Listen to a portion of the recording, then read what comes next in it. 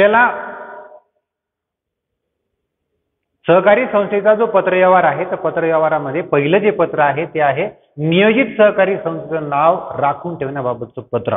बघा विद्यार्थी मित्रांनो, ज्या वेळेस सहकारी संस्थेची नोंदणी करण्यासाठीचा अर्ज करायचा असतो तर तो अर्ज करण्या अगोदरची काय प्रक्रिया आहे कायदेशीररित्या याचा अभ्यास आपण मागील वर्षी सहकारी संस्थेची स्थापना जी आता 11वीला सहकारी संस्थेची स्थापना या प्रकरणामध्ये केलेला आहे, ज्यामध्ये आपण सहकारी संस्थेची स्थापना करण्यासाठी प्रवर्तकाला काय काय करावं लागतं हे त्यामध्ये आपण अभ्यास केला आहे।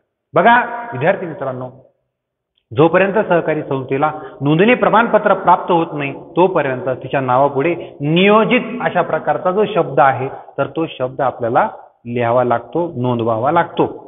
जोपर्यंत तिला नोंदणी प्रमाणपत्र मिळत नाही तोपर्यंत आपण सहकारी संस्थेला तिचं जे काही आपल्याला नाव द्यायचं आहे तर ते नाव आपण देऊ शकत नाही, कारण त्याला कायद्याने मान्यता दिली गेलेली नाही। म्हणून ते जे नाव आहे तर ते नाव लिहिण्या अगोदर नियोजित अशा प्रकारच्या नावाचा उल्लेख करावा लागतो। जेव्हा जिल्हा निबंधक जे आहेत निबंधक त्याच्या कार्यक्षेत्रासाठी असणारे निबंधक ज्यावेळेस नोंदणी प्रमाणपत्र देतील त्याच वेळेस त्या सहकारी संस्थेचं नाव जे आहे तर ते नोंदणीकृत अशा प्रकारचं नाव असेल। आणि म्हणून बघा आता या ठिकाणी काय पत्र कोणतं आहे की नियोजित सहकारी संस्थेसाठी नाव राखून ठेवण्याबाबतचं पत्र आहे। बघा सहकारी संस्थेची नोंदणी जी आहे तर ती नोंदणी करण्या अगोदर सहकारी संस्थेला बघा की जी किमान भागधारकांची जी संख्या आहे तर ती संख्या जमवावी लागते।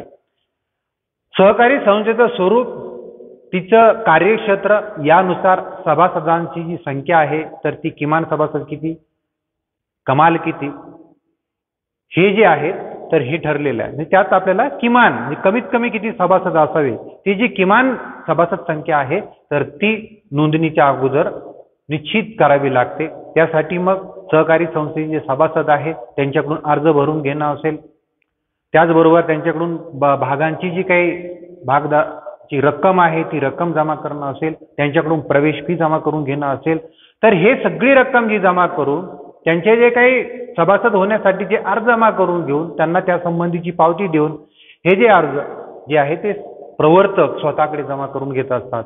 मात्र ती भागांची रक्कम, ती जी प्रवेश फीची जी रक्कम आहे तर ती प्रवेश फीची रक्कम कुठे ठेवायची हे आपण बघितलेलं आहे की त्यासाठी एकतर प्रवर्तकांच्या नावाने निबंधकांकडून परवानगी घेऊन प्रवर्तकांच्या नावाने जिल्हा मध्यवर्ती सहकारी बँकेच्या एखाद्या शाखेत खातं उघडून त्या ठिकाणी ती रक्कम ठेवली जाते, अन्यथा नियोजित सहकारी संस्थेच्या नावाने आम्हाला सहकारी बँकेमध्ये खातं उघडण्यास परवानगी द्यावी अशा प्रकारची परवानगी निबंधकांकडून मागितली जाते।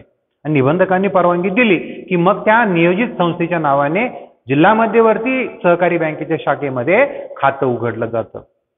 म्हणजे अशा पद्धतीने ही सगळं प्रक्रिया जी आहे ती नोंदणी करण्या अगोदरच करावं लागते। म्हणजे त्या अगोदरच निबंधक जे आहे तर खातं उघडण्यासाठी परवानगी देऊ शकतात, परंतु त्याआधी आता खातं उघडण्यासाठी परवानगी दिलेली आहे, परंतु जर एखाद्या सहकारी संस्थेला किमान भागधारक हे 1000 करायचे असतील किंवा 2000 करायचे असतील तर त्यासाठीचा कालावधी हा थोडासा जास्त लागणार असतो। किंवा आणखी काही कागदपत्र जी आहेत की जे आपण मागच्या वर्षी अभ्यासले की सहकारी संस्थेची नोंदणी करण्यासाठी कोणती कागदपत्र आवश्यक असतात, मागच्या वर्षी आपण अभ्यासली ही सगळी कागदपत्र जमा करायची, त्यासाठी सुद्धा कालावधी लागेल, कदाचित याला 1 महिना लागू शकतो, 2 महिने लागू शकतात। मग अशा वेळेस आपलं त्या प्रवर्तकांमध्ये जो काही विषय झालेला आहे, चर्चा झालेली आहे की अशा प्रकारचं आपल्या सहकारी संस्थेचं नाव असलं पाहिजे। परंतु काय होईल त्या 1-2 महिन्याच्या कालावधीमध्ये दुसरेच कोणीतरी प्रवर्तक जे आहे तर त्यांच्या एखाद्या सहकारी संस्थेचं नाव जे आहे ते तशाच प्रकारचं ते ठेवू शकतात। यांचा तर हेच नाव असावं असा जर काही मानस असेल तर त्यासाठी ते निबंधकांकडे अर्ज करू शकतात की आमच्या या सहकारी संस्थेचं नाव जे आहे जे आम्ही आमच्या सर्व प्रवर्तकांना मान्य आहे तर असं नाव आम्हाला ठेवायचं आहे तर ते नाव राखीव करावं, रिझर्व्ह केलं जावं। कारण महाराष्ट्रामध्ये कुठल्याही ठिकाणी जर आपण जे नाव दिलेलं आहे सहकारी संस्थेला ते जर नाव अगोदर कोणी दिलेलं असेल तर आपल्या सहकारी संस्थेला ते नाव देता येणार नाही, कारण ही सगळी ऑनलाईन सिस्टीम आहे। त्यामुळे कुठेही राज्यामध्ये कुठेही अशाच प्रकारचं नाव आपल्या सहकारी संस्थेला चालणार नाही। त्यामुळं नाव जे आहे सहकारी संस्था आपण ज्यावेळेस अर्ज दाखल करतो तर कोणतं नाव द्यायचं तर त्या ठिकाणी 3 विकल्प द्यावे लागतात. की पहिलं हे नाव जर कुणीतरी जर दिलेलं असेल अगोदर ते नाव कॅन्सल होणार, मग दुसरा विकल्प निवडला जाणार, मग तेही दिलेलं असेल तर तिसरा विकल्प निवडला जाणार. असं होऊ शकतं की ते नाव अगोदरच कुणी दिलेलं आहे, म्हणून असं होऊ नये यासाठी प्रवर्तक काय करतात की निबंधकाकडे अर्ज करतात की आमच्या सहकारी संस्थेचं जे नाव आहे ते राखून ठेवलं जावं. म्हणजे आमची सगळी प्रक्रिया होईपर्यंत, तुमच्याकडे अर्ज दाखल करेपर्यंत ते नाव कोणत्याही दुसऱ्या सहकारी संस्थेला दिलं जाऊ नये. अशा प्रकारचं रिझर्व्ह नाव जे आहे ते केलं असेल तर निबंधकांकडे त्यांनी जर मान्य केलं तर ते त्यांच्या ऑनलाईन सिस्टीमला घेतात. म्हणजे राज्यामध्ये कुठेही अशा प्रकारचं नाव दुसरी कोणतीही निबंधक संस्थांना देऊ शकत नाही. यासाठीचा हा अर्ज आहे की नियोजित सहकारी संस्थेसाठी नाव राखून ठेवण्याबाबतचं पत्र. आता बघा आपल्या पत्राचा जो आराखडा आहे तर त्या आराखड्याप्रमाणे या ठिकाणी वरती आहे सहकारी संस्थेचं नाव, जे शीर्षकामध्ये आपण जे घेतो नाव घेतो, पत्ता घेतो आहे तर तो इथे नाव लिहिला नियोजित विद्या सहकारी पतसंस्था मर्यादित. त्यानंतर इथं पत्ता आहे 40 नवी पेठ शास्त्री मार्ग पुणे आणि पिन आहे 44111030 6 अंकी पिन आहे. बघा या ठिकाणी आपण संकेतस्थळ आणि ईमेल घेतलेला नाही, कारण जर आपल्या संस्थेच्याच नावाने ईमेल तयार करायचं असेल, संकेतस्थळ तयार करायचं असेल तर अजून नोंदणी प्रमाणपत्र नाहीये आणि हे नोंदणी प्रमाणपत्र नसल्या कारणानं आपल्याला अशा प्रकारचं ईमेल असेल संस्थेच्या नावाने किंवा संकेतस्थळ असेल तर ते देता येणार नाही, म्हणून त्याचा उल्लेख या ठिकाणी करा नाही. आणि त्यानंतर दूरध्वनी मात्र या ठिकाणी घेण्यात आलेला आहे. दूरध्वनी इथं आपण नोंदवलेला आहे. तर निबंधकांना सुद्धा दूरध्वनीच्या माध्यमातून संपर्क साधता येईल संस्थेच्या प्रवर्तकांशी. त्यानंतर दुसरा मुद्दा आहे जो आपण घेतलेला या ठिकाणी तो आहे दिनांक 5 ऑगस्ट 2019 की या तारखेला यांनी आपल्या नियोजित संस्थेला त्याचं नाव राखून ठेवलं जावं यावर हा अर्ज केलेला आहे. त्यानंतर या ठिकाणी जावं क्रमांकही सुद्धा दिलाय. जावं क्रमांक आर म्हणजे आपली जी जावं क्रमांक लिहिण्याची एक पद्धती आहे की अध्यक्षर घेतलं जावं, मग पत्राचा क्रमांक आणि मग वर्ष. तर इथे आर म्हणजे रजिस्ट्रार त्याचा अध्यक्षर घेतलाय. 9 हा पत्राचा क्रमांक आहे आणि वर्ष आहे 2019. आणि त्यानंतर पुढे आहे की प्रति मान्य जिल्हा उपनिबंधक म्हणजे ज्यांच्यासाठी आपण पत्र पाठवतो आहे त्यांचा अंतर्गत पत्ता तो घेतलाय, हुद्दा घेतलाय, त्या ठिकाणी त्यांचा पत्ता घेतलेला आहे आणि पिन घेतलेला आहे. त्यानंतर आपण आपल्या पत्राच्या आराखड्याप्रमाणे विषय घेतो आहे. विषय काय? नियोजित सहकारी संस्थेसाठी नाव राखून ठेवण्याबाबतचं पत्र. बघा तर हे विषय आपण या ठिकाणी घेतल्यानंतर बघा माननीय महोदय, आपण दिनांक 25 जुलै 2019 रोजी पत्र क्रमांक PJ 512 नुसार आमच्या नियोजित पतसंस्थेत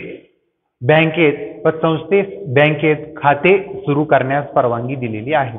निबंधकांनी या अगोदरच त्यांना जिल्हा मध्यवर्ती सहकारी बँकेत या नियोजित संस्थेच्या नावाने खातं उघडण्यासाठी हा जो पत्राचा क्रमांक आहे निबंधकांनी दिलेला तर त्या नावाने परवानगी दिलेली आहे. आणि आम्ही महिन्याभरात आवश्यक भाग भांडवल सुद्धा जमा केलेलं आहे आणि आम्ही संस्थेची नोंदणी प्रक्रिया सुरू केलेली असून त्यासाठी आवश्यक कायदेशीर बाबींची पूर्तता करण्याचं काम सुरू आहे. मग या ठिकाणी त्यांचं काम सुरू आहे की जेवढ्या गोष्टी सहकारी संस्थेची नोंदणीसाठी लागतात, ज्या बाबी लागतात ते पूर्ण करण्याचं त्यांचं काम सुरू आहे. हे त्यांनी पहिल्या परिच्छेदामध्ये सांगितले. नंतर दुसऱ्या परिच्छेदात सांगितलंय की नियोजित सहकारी पतसंस्थेत विद्या सहकारी पतसंस्था मर्यादित असं नाव देण्याबाबत प्रवर्तकांची एकमत झाले असून या पत्राद्वारे आपणास विनंती करण्यात येते की आमच्या नियोजित पतसंस्थेसाठी विद्या सहकारी पतसंस्था मर्यादित हे नाव कृपया राखून ठेवण्यात यावं, ही नम्र विनंती.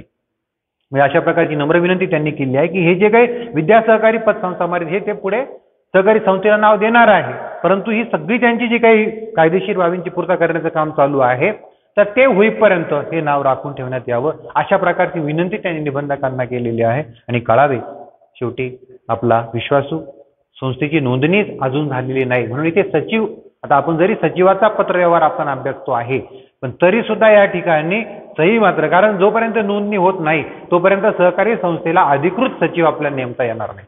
कायद्यानुसार सहकारी संस्थेला सचिव नेमणं हे बंधनकारक आहे, परंतु अजून संस्थेची नोंदणी झालेली नाही म्हणून या ठिकाणी सही मात्र इथे कोणाची असणार आहे तर मुख्य प्रवर्तक, जे कदाचित त्यांनी सचिव नेमलेला असेल पण तो अजून अधिकृत नसणार आहे. म्हणून मुख्य प्रवर्तकांची सही ही श्रीमती शुभदा प्रसाद जोशी यांची सही त्या ठिकाणी आलेली आहे. मग असं हे नाव राखून ठेवण्याबाबतचं पत्र आहे. त्यानंतर दुसरं पत्र आहे बघा की सहकारी संस्थेच्या नोंदणी संबंधीचे पत्र. आता आपण बघितलं की नाव राखून ठेवण्यावरचं पत्रव्यवहार अगोदर केला, त्याच्या अगोदर बँकेमध्ये खातं उघडण्याचा पत्रव्यवहार केला, परंतु आता सर्व कायदेशीर प्रक्रिया म्हणजे जे आवश्यक कागदपत्र लागतात त्यांची पूर्तता झाल्यानंतर मग प्रवर्तक काय करतात की सहकारी संस्थेच्या नोंदणीसाठी निबंधकाकडे अर्ज करत असतात. ते अर्ज करण्यासाठीचं जे काही कव्हरिंग लेटर आहे त्याचं जे पत्र आहे तर ते या ठिकाणी जोडायचं आहे. आता त्या पत्रात नेहमीप्रमाणे अजूनही नोंदणी झालेली नाहीये म्हणून आपण सहकारी संस्थेचं नाव नियोजित ठेवणार. नियोजित धनश्री सहकारी पतसंस्था मर्यादित पतसंस्थेचं नाव आहे हे. त्यांना धनश्री सहकारी पतसंस्था मर्यादित अशा प्रकारचं नाव ठेवायचंय पण अजून तिला नोंदणी झाली नसल्या कारणानं इथे नियोजित अशा प्रकारच्या शब्दाचा वापर केलेला आहे. नियोजित हा शब्द आपल्याला त्या ठिकाणी वापरायचा जोपर्यंत नोंदणी होत नाही तोपर्यंत. खाली पत्ता दिलेला आहे शाहूपुरी जालना आणि पुढे 3 दिलेला आहे. आपण इथेही सुद्धा संकेतस्थळ आणि ईमेल घेत नाही होत कारण अजून तिला नोंदणी न मिळाल्या कारणानं आपण संस्थेचा जो अधिकृत ईमेल आणि संकेतस्थळ असणार आहे ते आपल्याला मिळू शकत नाही आणि म्हणून त्याची नोंद आपण या ठिकाणी केली नाही. इकडे दूरध्वनी घेतलेला आहे. त्याचं दूरध्वनी इथे आहे बघा. लँडलाईन नंबर 02482 आणि 227012 अशा पद्धतीने आहे. दुसरा मुद्दा आपण दिनांक घेत असतो. दिनांक या ठिकाणी दिला आहे 2 ऑगस्ट 2019. त्यानंतर तिसरा मुद्दा असता तो जो आपण घेतोय जावक क्रमांक. हे जावक क्रमांक लिहिण्याच्या पद्धतीप्रमाणे इथे लिहिलाय की आर म्हणजे रजिस्ट्रार अध्यक्षर घेतलं पत्राचं. त्यानंतर पत्राचा क्रमांक घेतला 7 आहे आणि वर्ष आहे 2019 अशा प्रकारे जावक क्रमांक या ठिकाणी लिहिलाय. त्यानंतर ज्यांना पत्रावर करायचं आहे तर त्यांचा अंतर्गत पत्ता या ठिकाणी लिहिलाय बघा. काय आहे प्रति मान्य जिल्हा उपनिबंधक सहकारी संस्था सेंट्रल बिल्डिंग जालना 431-203 हा या ठिकाणी अंतर्गत पत्ता घेतलेला आहे. त्यानंतर विषय आहे सहकारी संस्थेच्या नोंदणीबाबत. बघा सहकारी संस्थेच्या नोंदणीसाठीचा हा अर्ज आहे आणि त्यामुळं आता काय या ठिकाणी आशय दिला ते आपण बघूया. सुरुवात आहे बघा माननीय महोदय जो आपण सुरुवात करत असताना सन्मानपूर्वक प्रारंभ पत्राला करत असतो तो या ठिकाणी केला की वरील विषयाच्या संदर्भात आपणास कळू इच्छितो की आमच्या नियोजित सहकारी पतसंस्थेने आवश्यक असलेली किमान भाग भांडवलाची रक्कम गोळा केलेली आहे. सहकारी संस्था स्थापनेसाठी जर तुम्हाला एखादी महिला पतसंस्था जर ग्रामीण भागात सुरू करायची असेल तर तिची लोकसंख्येच्या अनुषंगाने किमान तिथे 250 इतकी सभासद संख्या असते. जर ती जनरल अशा प्रकारची असेल पतसंस्था तर तिथे ग्रामीण भागात अगदी 500 इतकी किमान भागधारकांची संख्या असेल, भागभांडवलाची रक्कम असेल.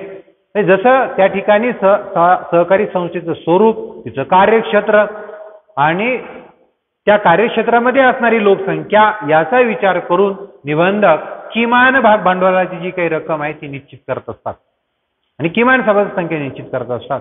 तर ती किमान भाग भांडवलाची जी रक्कम आहे ती सहकारी संस्थेची तर ती त्यांनी जमा केलेली आहे, गोळा केलेली आहे. तसेच संस्थेची नोंदणी करण्यासाठी इतर बाबींची पूर्तता केलेली आहे. बघा आणखीनही काही कायदेशीर बाबी आहेत मागील वर्षी जे आपण त्याचा अभ्यास केला आहे त्या सर्व बाबींची पूर्तता त्यांनी केली आहे आणि या पत्रासोबत संस्थेच्या नोंदणीसाठी आवश्यक कागदपत्रे व दस्तऐवज जोडलेले आहेत. जी नोंदणी महाराष्ट्र सहकारी संस्था कायदा 1960 नुसार जी कागदपत्र आणि जी दस्तऐवज आवश्यक असतात तर ती सर्व यांनी या ठिकाणी जोडलेली आहे आणि तरी आमच्या या संस्थेची आपली दप्तरी नोंद व्हावी व नोंदणीचा दाखला मिळावा ही नम्र विनंती आहे. म्हणजे त्यांनी पहिल्या परिच्छेदामध्ये सविस्तर माहिती दिलेली आहे आणि दुसरी विनंती केलेली आहे की दुसऱ्या परिच्छेदात ती नोंदणीचा दाखला मिळावा आणि नंतर कळावे आपला विश्वासू सही श्रीमती उमाये शिंदे मुख्य प्रवर्तक. अजूनही नोंदणी झाल्या नसल्या कारणानं इथे प्रवर्तकांची सही आहे. जोपर्यंत नोंदणी होणार नाही तर तोपर्यंत अधिकृत सचिव नेमता येत नाही. आणि त्यानंतर सोबत बघा सोबत लिहिणं फार गरजेचं आहे कारण ह्या सहकारी संस्थेचा नोंदणीचं पत्र आहे आणि त्याला जर सोबत नसेल तर त्या पत्राला काहीच अर्थ उरणार नाही. ते पत्र निबंधकांच्या दृष्टीने काही एक महत्वाचं नसतं. आता आपल्याला म्हणून सोबत जी आहे ती सोबत जोडणे बंधनकारक आहे. आता सोबत काय काय जोडायचं आहे इयत्ता 11वी साठी आपण सहकारी संस्थेची स्थापना या प्रकरणात त्याचा अभ्यास केलाय. आपण ते फक्त आता बघूया काय काय सोबत असते. पहिला आहे नोंदणी अर्ज जो नमुना. त्यानंतर सहकारी संस्थेची उपविधी म्हणजे अंतर्गत व्यवस्थापनाचे जे काही नियम आहेत तर ते 4 प्रतीमध्ये आपल्याला द्यावी लागतात. त्यानंतर सभासदांची यादी म्हणजे जे आता आपले सभासद झाले ज्यांनी भाग खरेदी केलेत भाग भांडवल ज्यांच्याकडून आपण जमा केलेला आहे तर त्यांची जी यादी असते तर ती यादी सुद्धा 4 प्रतीमध्ये द्यावी लागते. त्यानंतर चौथं बँक शिल्लकीचं प्रमाणपत्र म्हणजे आपण जी प्रवेश फी आणि भाग भांडवलाची रक्कम जी नियोजित सहकारी संस्थेच्या नावाने किंवा मुख्य प्रवर्तकांच्या नावाने जर ते खातं उघडलं असेल मध्यवर्ती सहकारी बँकेच्या शाखेमध्ये, तर त्या ठिकाणी जी काही रक्कम भरलेली आहे, जमा केलेली आहे या भाग भांडवलाची आणि प्रवेश फीची, तर तिचं बँक शिल्लकीचं प्रमाणपत्र किंवा जो स्टेटमेंट आहे त्या बँकेचं, तर ते प्रमाणपत्र घ्यायचं. म्हणजे जी बँक देते त्यांच्या खात्यावरती किती रक्कम जमा झालेली आहे, तर ते प्रमाणपत्र जे द्यावं लागतं. त्यानंतर पाचवं जे आहे तर प्राथमिक सभेचे इतिवृत्त, म्हणजे नोंदणी होण्या अगोदर जे काही सहकारी संस्थेचे सभासद आहेत, तर ते सहकारी संस्थेच्या सभासदांना प्रवर्तकांनी बोलून जी प्राथमिक सभा घेतली जाते, तर त्या ठिकाणी त्या सहकारी संस्थेच्या नावाबाबत, तिच्या उद्देशाबाबत, उद्दिष्टांबाबत, भाग भांडवलाबाबत संपूर्ण कल्पना त्या ठिकाणी सभासदांना दिली जाते.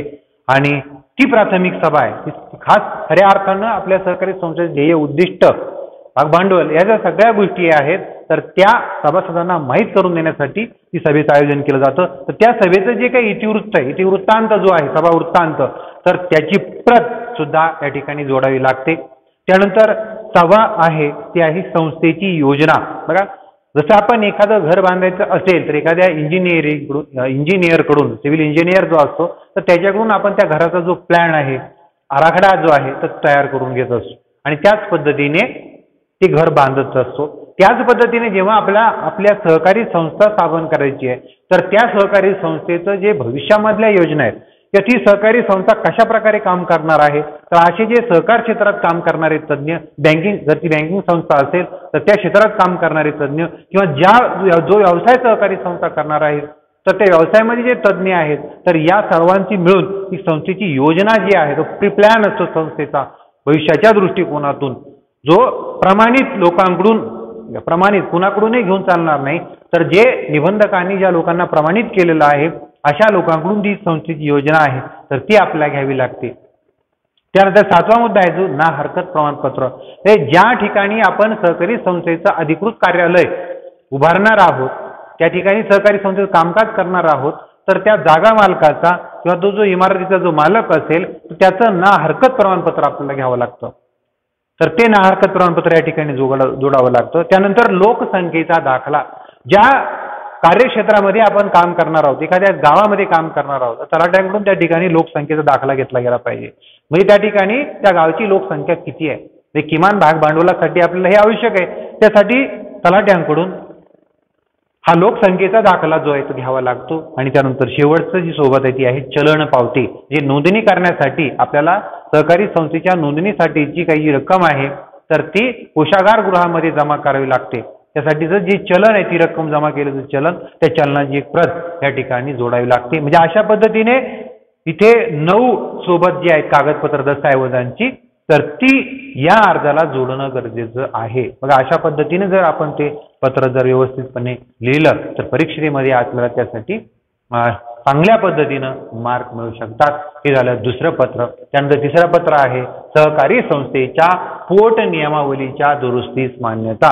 बघा, सहकारी संस्थेचं नोंदणी झाल्यानंतर एकदा कामकाज सुरू झालं, सहकारी संस्थेचं कामकाज कशानुसार चालतं, तर ती सहकारी संस्थेची पोट नियमावली आहे, तर त्या पोट नियमावलीनुसार सहकारी संस्थेचं कामकाज चालतं. म्हणजे ही जी पोट नियमावली आहे ही सहकारी संस्थेची घटना आहे एक प्रकारे, आणि त्याच्यानुसारच सहकारी संस्थेचं अंतर्गत व्यवस्थापन किंवा सर्वच दृष्टिकोनातून कामकाज जे आहे, तर ते पोट नियमावलीनुसार चालतं. तर कधी काळी जेव्हा सहकारी संस्था पुढे जाते, भविष्यात तिची मोठी व्याप्ती होते, तिचा विकास होतो, त्यांची उन्नती होणं ही सुद्धा गरजेचं असतं. तर असं करत असताना की सहकारी संस्था स्थापन करताना जी पोट नियमावली बनवलेली आहे, तर कधी असं त्या पोट नियमावलीत सुधारणा कराव्यात, त्याच्यात दुरुस्ती कराव्यात, असं त्या ठिकाणी त्या व्यवस्थापन समितीला वाटतं. आणि ही दुरुस्ती करण्यासाठी आपल्याला माहिती आहे की सहकारी संस्थेच्या कायद्यामध्ये 1960च्या कायद्यामध्ये त्यासाठी तरतुदी आहे. जर पोट नियमावलीमध्ये जर दुरुस्ती करायची असेल तर त्या ठिकाणी सभासदांची सर्वसाधारण सभा घेतली गेली पाहिजे. तातडीची असते म्हणून विशेष सर्वसाधारण सभेचं आयोजन केलं जातं. तर अशा सर्वसाधारण सभा अधिमंडळाच्या घेतल्या गेल्या पाहिजेत आणि ज्याच्यात सुधारणा करायची आहे त्या बहुमताने, विशेष बहुमताने तो ठराव त्या सभेमध्ये संमत झाला पाहिजे. आणि विशेष ठराव संमत झाल्यानंतर मग त्यानंतर आपल्याला निबंधकाची परवानगी घ्यावी लागते आणि मग निबंधकांनी परवानगी दिली की मग त्या पोटण्यामध्ये दुरुस्ती होते. म्हणजे फक्त सभेतच हा बदल करता येत नाही, सर्वसाधारण अधिमंडळाच्या सर्वसाधारण सभेत, तर त्यासाठी निबंधकांची सुद्धा परवानगी आहे. पण जेव्हा त्या सर्वसाधारण सभेने मान्यता दिल्यानंतर निबंधकांची परवानगी आवश्यक असते. तर मग अशा पद्धतीनं आता ज्यावेळेस आपण सहकारी संस्थेच्या पोटण्यामध्ये दुरुस्ती करण्यासाठी दुरुस्तीस मान्यता देण्यासाठी अर्ज निबंधकाकडे करतो, तर त्या अर्थी आपली सर्वसाधारण सभा सहकारी संस्थेत झालेली आहे आणि बहुमताने त्या ठिकाणी विशेष बहुमताने आपल्याला ज्या बाबतीत सुधारणा करायची आहे तर तो ठराव सुद्धा संमत झालेला आहे असाच अर्थ त्या ठिकाणी घेतला जातो. म्हणजे आपण पोटण्यामध्ये दुरुस्तीसाठी अर्ज करतो आहे याचा अर्थ काय की अगोदरच सर्वसाधारण सभा झालेली आहे, म्हणून त्याचाही उल्लेख आपल्या पत्रामध्ये करायचा आहे. बघा, आपण ज्यावेळेस कोणतंही पत्र लिहित असतो तर त्याची पार्श्वभूमी जी आहे तर ती समजून घेणं गरजेचं आहे. पोटनियमावलीच्या दुरुस्तीस मान्यतेचं पत्र पाठवायचंय, मग त्या ठिकाणी पत्रात काय काय असायला हवं ही गोष्ट आपण समजून घेतली पाहिजे. म्हणजे काय की त्या ठिकाणी आपल्या पत्रामध्ये दुरुस्ती करायची आहे, मग काय आहेत, कुठे दुरुस्ती करायची आहे, तर त्याचा उल्लेख असला गेला पाहिजे. त्यानंतर त्या दुरुस्तीसाठी आम्ही सर्वसाधारण सभेची मान्यता घेतलेली आहे याचाही उल्लेख केलेला असला पाहिजे. ह्या गोष्टी तिथे गरजेच्या आहेत. आपण लगेच निबंधकाकडे पोटनियमावली दुरुस्तीच्या मान्यतेसाठी अर्ज करू शकत नाही, म्हणून हे एकदा समजून घ्यायचं आहे आणि मग त्यानुसार आपल्याला कळेल की काय काय सोबत जोडायचे. तर बघा, आता या ठिकाणी या संस्थेनं ही जय किसान सहकारी बँक मर्यादित नावाची ही सहकारी संस्था आहे. बघा, की या ठिकाणी आता जसं आपण मागील 2 पत्रात नियोजित शब्द वापरला तर इथे नियोजित शब्द आलेलाच नाही. कारण का, जिला पोटनियमावली दुरुस्तीस मान्यता करायची आहे याचा अर्थ ती सहकारी संस्थेची नोंदणी अगोदरच काही काळापूर्वी झालेली आहे, म्हणून इथे अशा प्रकारे नियोजित शब्द वापरण्याची गरज नाही. आता इथे नाव घेतलेलं आहे की जय किसान सहकारी बँक मर्यादित, त्यानंतर पत्ता आहे, त्यानंतर पिन त्याचा दिलेला आहे, नंतर खाली जो ईमेल आहे तो दिलेला आहे, कारण आपण ही नोंदणीकृत संस्था असल्या कारणाने तिचा रजिस्टर ईमेल सुद्धा घेतलेला आहे. संकेतस्थळ वेबसाईट सुद्धा आपण देऊ शकतो. त्यानंतर दूरध्वनी या ठिकाणी घेतलेला आहे. शीर्षकामध्ये आपल्या आराखड्याप्रमाणे हे सर्व मुद्दे आहेत. त्यानंतर आराखड्यातला दुसरा मुद्दा आहे तो आहे दिनांक घेतली बघा 17 ऑगस्ट 2019. त्यानंतर इथे आहे प्रति, ज्यांना आपल्याला पत्र पाठवायचा अंतर्गत पत्ता सुरुवातीला हुद्दा लिहितो आणि त्या खाली पत्ता जो आहे तो लिहितो आहे सहकारी 7 रस्ता सोलापूर आणि त्यांचा पिन या ठिकाणी दिलेला आहे. विषय लिहिला आहे की संस्थेच्या पोटनियमावलीत दुरुस्तीबाबत.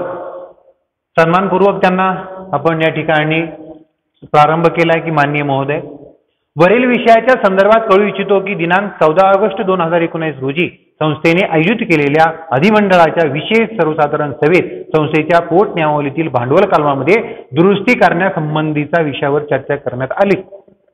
बघा, ते सहकारी संस्थेच्या पोटनियमावलीमध्ये जे काही वेगवेगळ्या प्रकारची कलम असतात, नाम कलम असतं म्हणजेच नाव कलम, उद्देश कलम असतं, भांडवल कलम असतं, याचा अभ्यास आपण मागील वर्षी केला. तर त्यांना काय करायचं आहे की भांडवल कलमामध्ये दुरुस्ती करायची आहे. भांडवल कलमामध्ये काय दिले असतं, सहकारी संस्थेचं अधिकृत भाग भांडवल जे आहे तर ते दिलेलं असतं. म्हणजे त्याचं दर्शनी मूल्य काय, हे भाग भांडवल किती आहे, अशी माहिती त्या ठिकाणी भांडवल कलमामध्ये दिलेली असते. यांना काय करायचं आहे, भांडवल कलमामध्ये दुरुस्ती करण्यासंबंधीचा प्रस्तावावरती विषयावरती चर्चा करण्यात आली. बघा, त्यांनी विशेष सर्वसाधारण सभा आयोजित केली, त्याच्यावर चर्चा करण्यात आली आणि सभेत संस्थेचे भाग भांडवल ₹10च्या दर्शनी मूल्याऐवजी ₹100 दर्शनी मूल्य राहील असा दुरुस्ती ठराव बहुमताने संमत करण्यात आला आहे. पोटनियमावली त्यांना दुरुस्ती कशाची करायची आहे की पूर्वी काय होतं, दर्शनी मूल्य भागाचं ₹10 होतं, तर ते आता त्यांना भाग भांडवल वाढवण्यासाठी ₹100 दर्शनी मूल्य करायचं. फेस व्हॅल्यू त्यांना त्या भाग भांडवलाची वाढवायची आहे. त्यासाठी त्यांनी सभेत जो दुरुस्ती ठराव संमत झाला तोच दिला की संस्थेचे भाग भांडवल ₹10च्या दर्शनी मूल्याऐवजी ₹100 दर्शनी मूल्य राहील असा दुरुस्ती ठराव पोटनियमामध्ये दुरुस्ती ठराव त्यांनी संमत करण्यात आला. आणि या पत्रासोबत दुरुस्ती पोटनियमाच्या 4 प्रती पाठवत आहोत. बघा, ज्या वेळेस आपल्याला पोटनियमाची नियमावली जी आहे निबंधकाकडे पाठवतो आपण अर्जासोबतही पाठवतो त्या 4 प्रती. आता ज्यावेळेस आपल्याला नवीन पोटनियम दुरुस्ती करायची म्हणजे ती दुरुस्ती करून काही जुनेच पोटनियम असतील पण आता जो दुरुस्ती केलेला पोटनियम आहे तर तो त्याच्यात दुरुस्त करून घ्यायचा आहे आणि मग ती पाठवायची. म्हणजे त्या एका आपल्या ह्या वाक्यासाठी पूर्ण पोटनियम जी आहे ती पुन्हा आपल्याला बदलावी लागेल. अशी 4 प्रतीमध्ये ती आपण पुन्हा निबंधकांकडे पाठवत असतो ही यांनी त्याचा उल्लेख केला आहे की पाठवित आहोत तरी पोट नियमातील भांडवल कलमातील दुरुस्तीस मान्यता मिळावी ही विनंती आणि शेवटी सोबत पोट नियमातील दुरुस्तीचे ठराव व नोंदणीसाठी भरलेल्या शुल्काचे चलन जोडलेलं आहे। निबंधकावरच्या वेळेस आपण जी गोष्ट कोणत्याही गोष्टीची नोंदणी करायची असते तर त्यावेळेस त्याला शुल्काचं चलन जे आहे तर ते भरणं बंधनकारक असतं। म्हणजे बघा आपण कोशागार गृहासाठी जी काही निश्चित रक्कम आहे ती आपल्याला भरावी लागते, यांनी ती भरलेली आहे आणि सांगितलं आहे की कळावे आपला विश्वासू। मग या ठिकाणी मात्र सचिवाची सही येईल कारण ही नोंदणीकृत संस्था आहे। श्री एस आर चव्हाण सचिव आणि खाली सोबत जोडलेली आहे बघा की जे जे आवश्यक आहे काय आहे तर या दुरुस्त पोट नियमाच्या 4 प्रती जोडलेल्या आहेत। दुरुस्त पोट नियमाच्या की ज्या जोडणं बंधनकारक आहे, गरजेचं आहे, ज्या दुरुस्ती केलेली आहे। त्यानंतर विशेष ठरावाची प्रत, ज्या विशेष सर्वसाधारण सभेमध्ये त्यांनी